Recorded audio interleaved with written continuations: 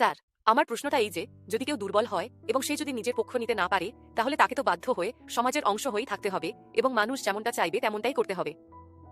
দুর্বল কেউই হয় না, অকর্মণ্য হয়।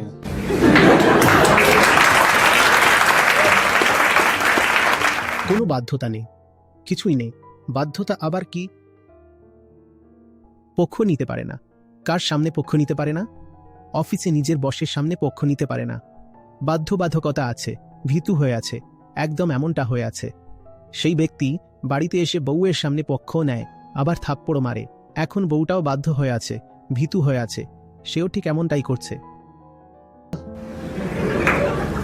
কিন্তু সেই আবার গিয়ে বাচ্চাদের দুটো করে থাপ্পড় লাগায়।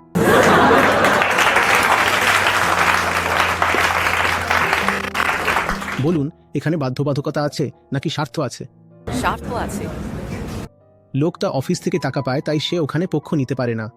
বউটা স্বামীর কাছ থেকে টাকা পায়, তাই সেও এখানে নিজের পক্ষ নিতে পারে না। বাচ্চারা মায়ের কাছ থেকে খাবার পায়, তাই তারাও সেখানে নিজেদের পক্ষ নিতে পারে না। অনেকবার যতটুকু আমরা দেখতে পারি আর আমরা যতটা বেশি সৎ হতে পারি, আমাদের সত্যিই এমনটা মনে হয় যে আমরা দুর্বল। এমনটা মনে হয়, তাই না? সবারই মনে হয়, আমারও মনে হয়। তখন কি করতে হবে সেটা জেনে নিন। যে জিনিসটা আপনি জেনে গেলেন যে ঠিক, তার মধ্যে ঝাঁপিয়ে পড়ুন।